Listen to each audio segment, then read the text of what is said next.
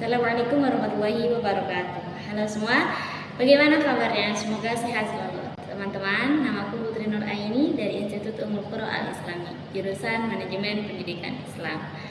Teman-teman, di video kali ini kita akan membahas mengenai akhlak.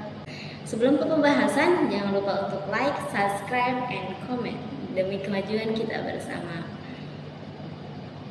Nah, ada peribahasanya yaitu etika, moral, susila, dan juga ilmu akhlak. Dalam kehidupan sehari-hari kita sering mendengar istilah tersebut. Namun banyak dari kita yang sering keliru mengartikan keempat hal tersebut. Nah, di sini saya akan menjelaskan perbedaannya. Yang pertama yaitu etika. Etika adalah ilmu yang mempelajari tentang baik atau buruknya sesuatu perbuatan yang harus dilakukan oleh manusia. Lalu yang kedua yaitu moral. Moral adalah perbuatan atau tingkah laku yang digunakan oleh manusia dalam bertindak yang di dalamnya terdapat batasan-batasan.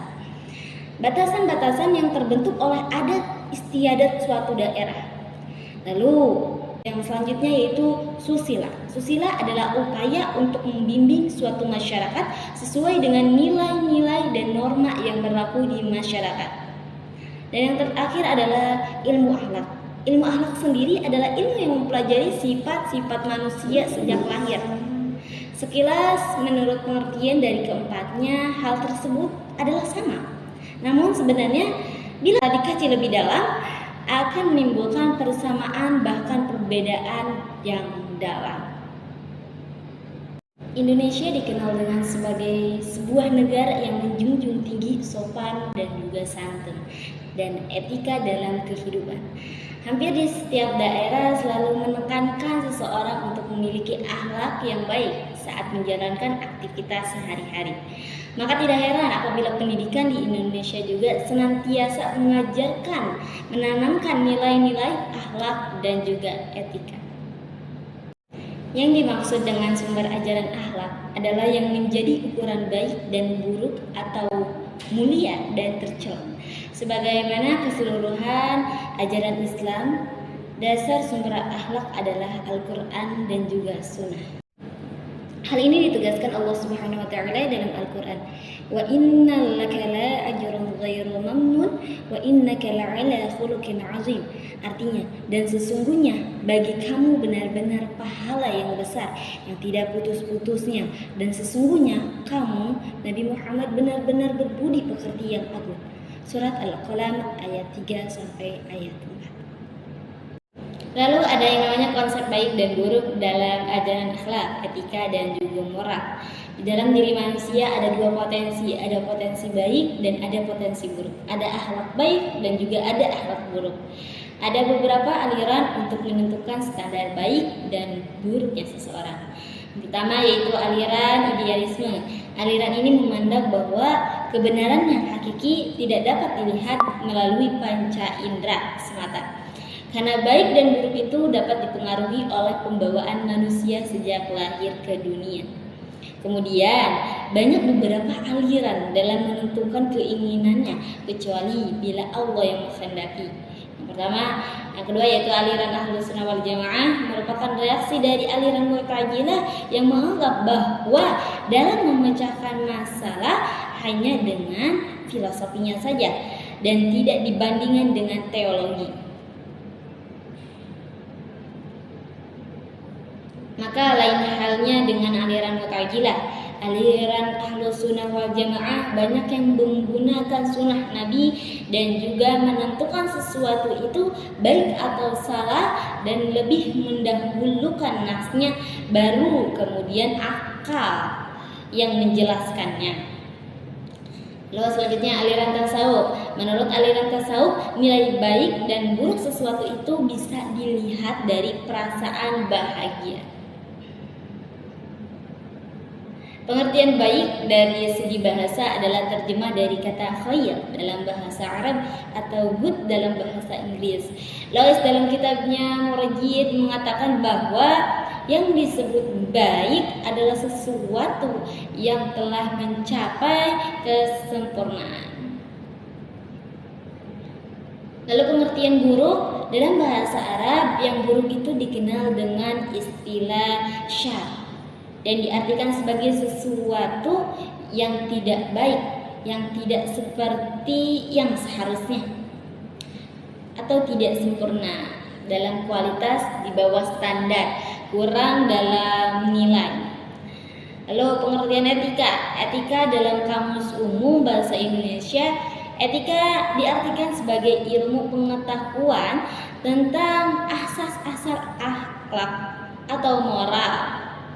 Lalu pengertian moral, yaitu moral adalah ajaran tentang baik dan buruk yang diterima oleh umum mengenai perbuatan, sikap, kewajiban, dan budi pekerti. Moral adalah istilah yang digunakan untuk menentukan batas suatu sifat atau perangai, kehendak, pendapat, atau perbuatan yang layak dikatakan benar dan salah. Lalu selanjutnya akhlak kepada Allah dan juga Rasul. Kebutuhan akhlak sebagai salah satu objek dari tasawuf memiliki peran yang sangat penting.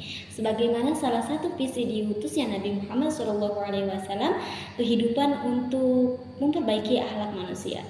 Oleh karena itu, dalam ajaran Al-Quran dan As-Sunnah yang diwariskan oleh Rasulullah SAW bersifat komprehensif, di mana mencakup seluruh aspek kehidupan. Akhlak manusia terhadap Allah Subhanahu wa Ta'ala sebagai Sang Pencipta ialah taat beribadah dan memelihara keberlangsungan kehidupan sebagai khalifatul fil ardh.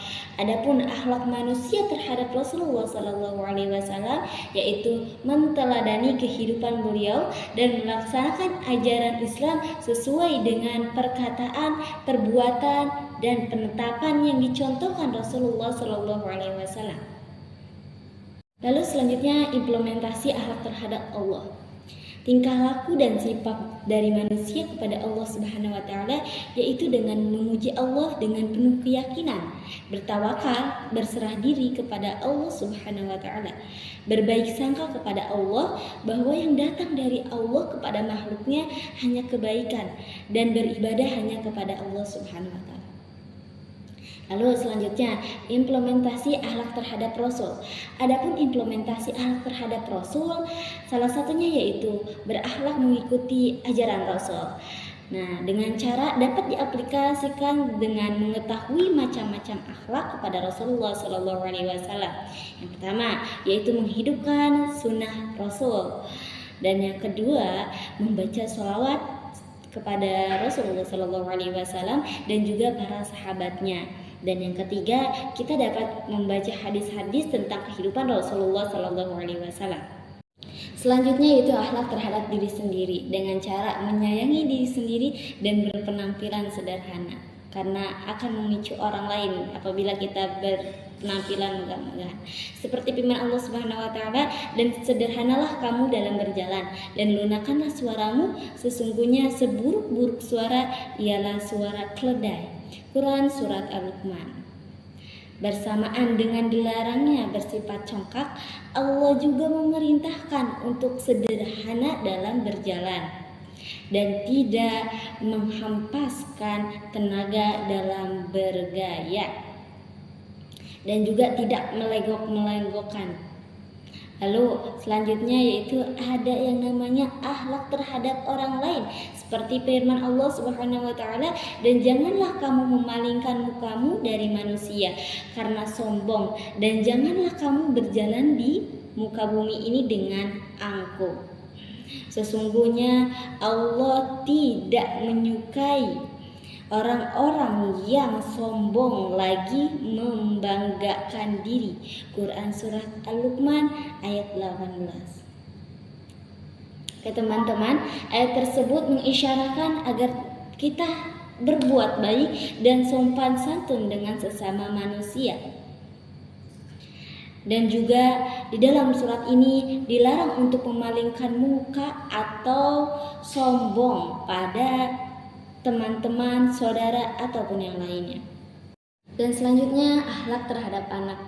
Anak-anak yang terlahir dari keluarga yang baik dan teratur tentunya akan mempunyai masa depan yang cerah, menjadi generasi yang baik.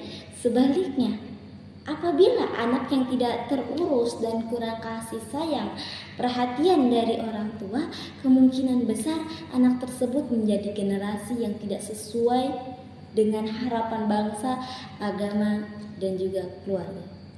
Di samping itu, anak merupakan amanat dari Allah Subhanahu wa taala yang harus dijalankan oleh kedua orang tuanya. Nah, tentunya teman-teman dalam mendidik anak ada metode-metodenya tersendiri. Yang pertama yaitu metode keteladanan. Metode keteladanan ini yang bisa kita sebut dengan uswatun hasanah. Anak-anak memiliki kecenderungan atau sifat peniru yang sangat besar. Maka metode uswatun hasanah ini adalah contoh teladan yang baik dari orang-orang yang dekat dengan mereka.